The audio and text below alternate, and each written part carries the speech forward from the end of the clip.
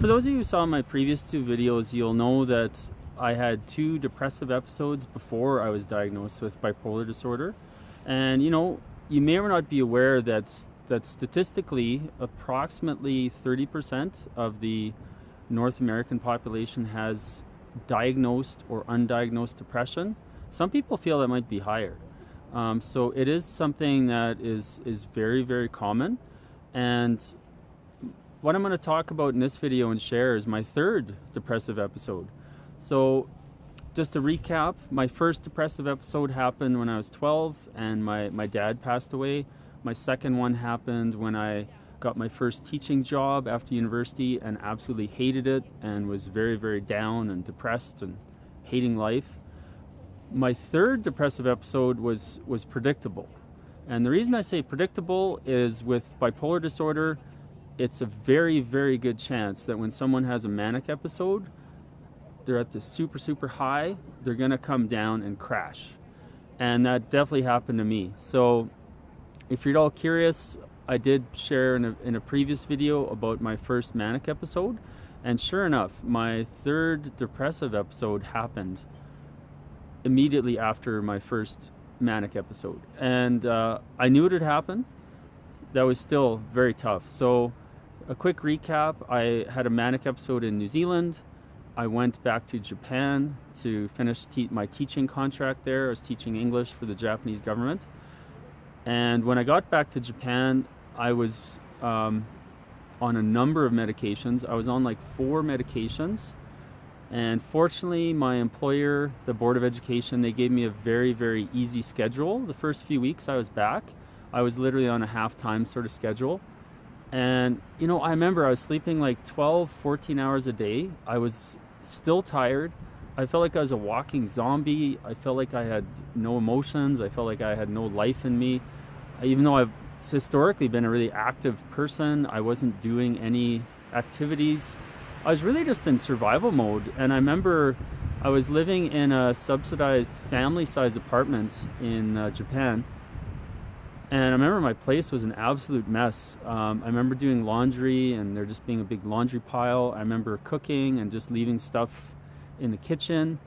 And I remember one evening I was just watching TV and the doorbell rang. So I ignored it because as you may or not know, when someone has deep depression, they tend to isolate. That's very, very common. So I ignored the doorbell, kept ringing, ignored the doorbell. Then I heard this voice and I said to myself, oh, that sounds like a friend of mine. So I went to the door and answered the door, and I kind of just cracked the door open because I didn't want them to see inside how messy my place was. And this friend of mine said, oh, I'd like to come in. I said, I'm really embarrassed. It's a pigsty. And my friend's like, you know what? I'm gonna come in. I'm not gonna judge. So they came in, and that was really, really embarrassing because, I was a grown adult and my place was an absolute mess.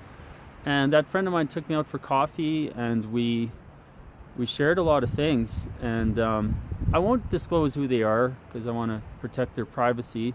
But I will say that friend of mine disclosed to me that they have bipolar disorder.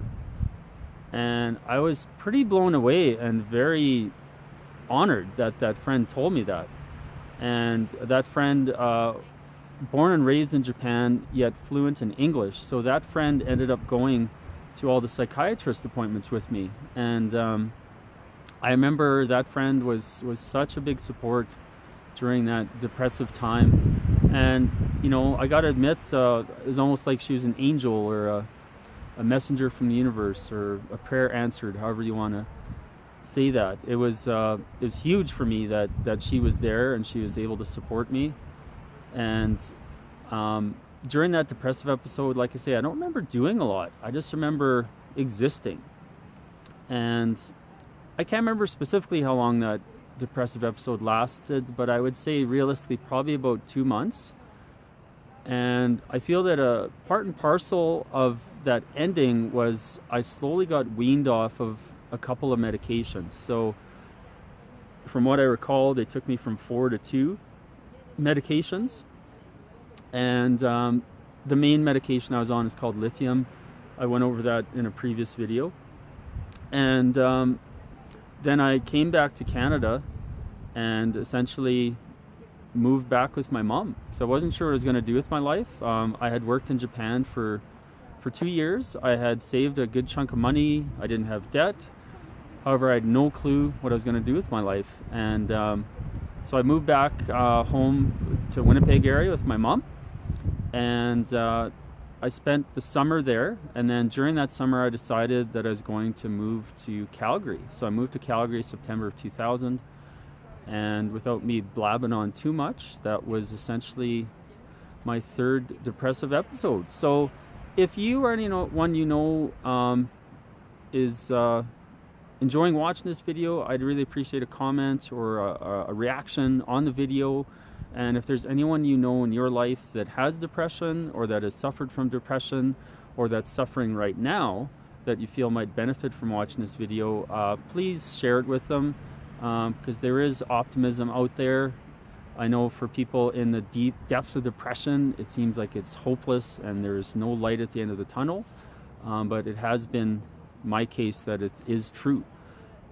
And with this being Mental Health Week, I'll be sharing a couple more videos in the next few days. So thanks again for tuning in. Trust you can hear me okay. It's a little breezy up here, but I do have my little mic here. So appreciate you tuning in, and enjoy the rest of your day.